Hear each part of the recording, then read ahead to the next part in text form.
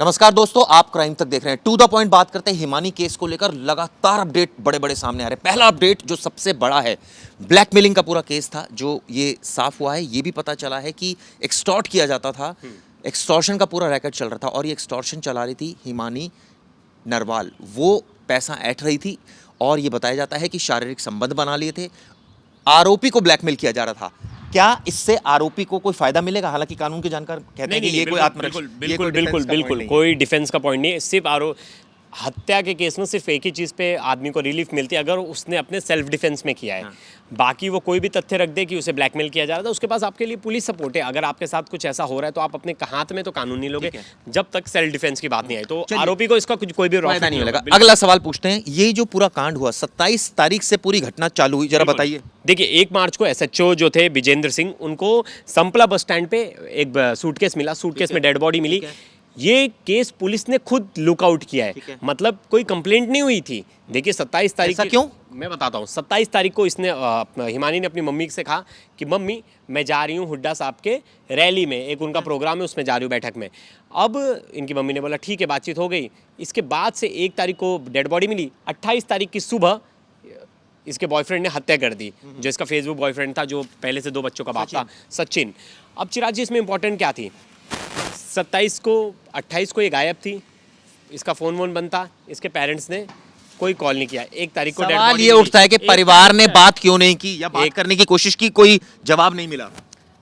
1 तारीख, अगर बच्चा आपका एक दिन पूरा गायब रहेगा, 2 दिन, तो आप तो फ़ोन करोगे, आप उसे रीच आउट करने की कोशिश करोगे, थाने तो जाओगे, लेकिन नहीं किया क्योंकि ऐसा कहना था कि वो परिवार से अलग रह रही थी। मतलब देखिए, परिवार से अलग क्यों रह रही थी? परिवार से अलग रह रही थी, मैं बताता हूँ। ये इनका परिवार शुरुआत कैसे होती है चिराग जी। देखिए, इसके भाई का भी मर्डर हुआ था बहुत सालों पहले।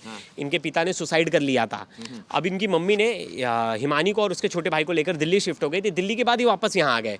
तो ये यहाँ अब अपने लिए पॉलिटिकल करियर में अपने लिए स्कोप बना रही थी, क्योंकि खुद बड़ी यंग थी, 22 साल की उम्र थी। तो कम उम्र में अपने पिता को खो दिया, अपने भाई को खो दिया, तो अपने बलबूते कुछ सवाल खड़ा होता है, बलबूते पर तो बनाओगे, लेकिन सोर्स ऑफ इनकम क्या था? बिल्कुल, सबसे बड़ा सवाल था सोर्स ऑफ इनकम। ऐसा कुछ नहीं था, ऐसी कोई नौकरी या कोई ऐसा बिजनेस नहीं था जिसकी वजह से, और अलग फ्लैट लेके रह रही थी वो फ्लैट पे। हाँ, किराए पर अलग फ्लैट लेके रह रही थी वो। किराए पे सचिन आता जाता था, मतलब सचिन से इसकी बहुत पुराना संबंध था, 1-1.5 साल का संबंध था। सचिन अपने घर पे ये पूरी बात छुपा के चल रहा था।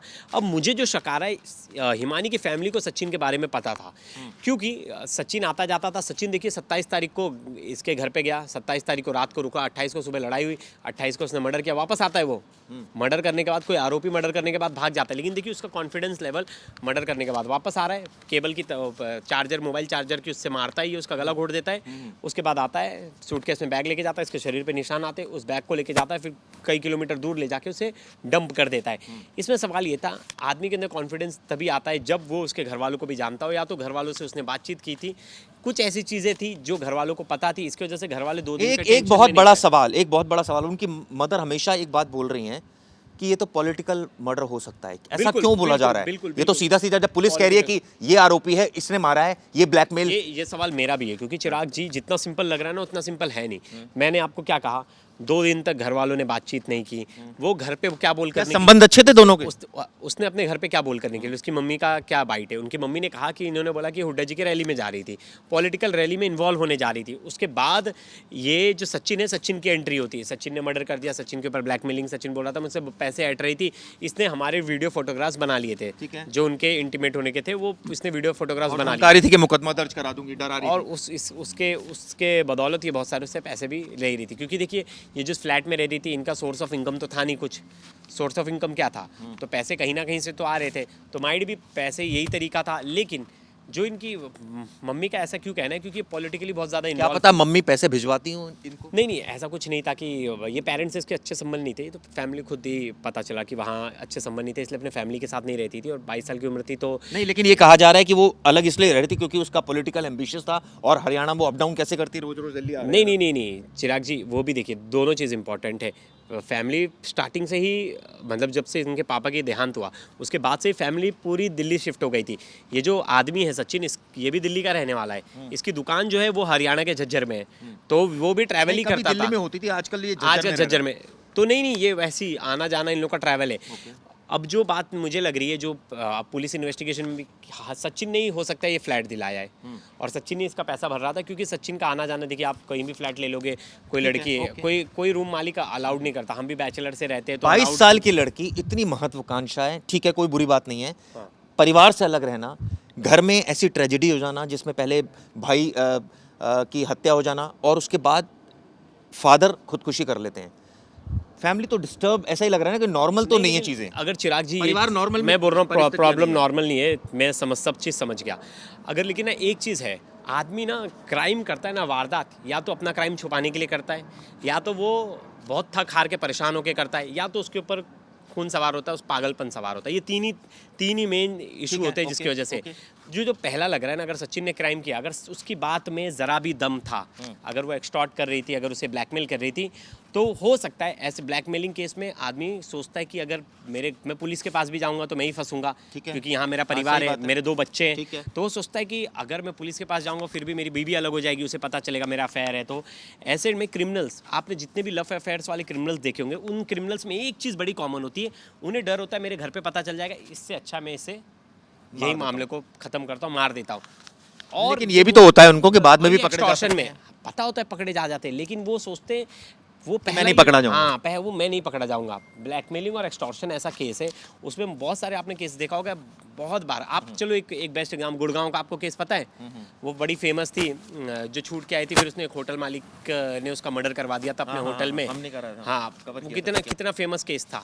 उसमें भी क्या निकल कर आया था कि वो जेल से छूट के आई और अपने होटल मालिक को ब्लैकमेलिंग कर रही थी, एक्सटॉर्ट कर रही थी। तो उसे लगा कि अगर मैं पुलिस के पास जाऊंगा तो मेरी बदनामी होगी, मेरी बदनामी को बचाने के तो मत कीजिए ना रिश्ता ऐसा। वही तो क्रिमिनल है ही। देखो, आप अपनी पत्नी को धोखा दे रहे हो, आप अपने बच्चे को धोखा दे रहे हो, आप तो एक तरह से पूरा क्राइम कर ही रहे हो। अगर आपसे नहीं जम रहा, आप डिवोर्स ले लो यार अपनी पत्नी से, आपको उसके साथ ही रहना है तो रह लो।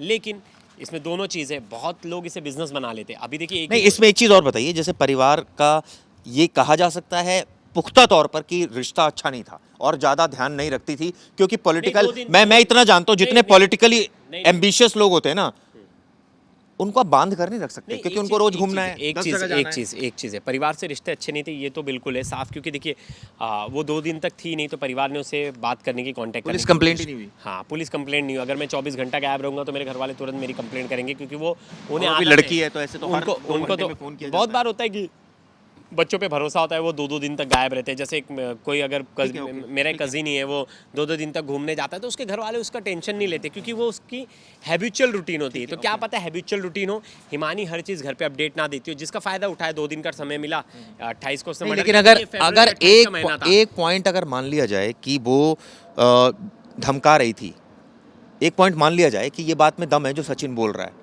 तो बड़ा पुलिस के पास, तो उसको पुलिस के पास जाना चाहिए था, पुलिस से हेल्प लेनी चाहिए थी। ऐसे जाएगा, खुद ही गलती कर रखी है तो जाएगा। हाँ, तो फिर आप अभी भी उसने कुछ ऐसा नहीं कर दिया जिससे वो बच जाएगा।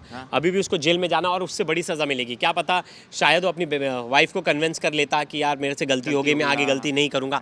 बहुत बार क्रिमिनल्स यही सोच के डरते हैं कि उनकी ये सच जो है वो बाहर आएगा तो उससे क्या परिणाम होगा। और ये हमेशा लव अफेयर के केस में हमेशा होता आया है। लेकिन यहाँ लव अफेयर से हटकर यहाँ तो केस अब बोला जा रहा है एक्सटॉर्शन का है, जो ब्लैकमेलिंग का है। अगर एक्सटॉर्शन और ब्लैकमेलिंग का केस आता है तो ऐसे में मोस्टली हमने 90% केस देखा है कि वारदात निश्चित होती है। जो करने वाला होता है या तो उसके साथ हो जाता है, या तो सामने वाला सुसाइड कर लेता है। दोनों में से एक, या तो सामने वाला सुसाइड कर लेगा, बिल्कुल ठीक कहा। मार देगा। खैर, इस वीडियो में हमने कोशिश की बताने की कि क्या रिश्ते, किस तरह के रिश्ते थे। ये वीडियो आपको कैसे लगी जरूर बताइएगा। शुक्रिया।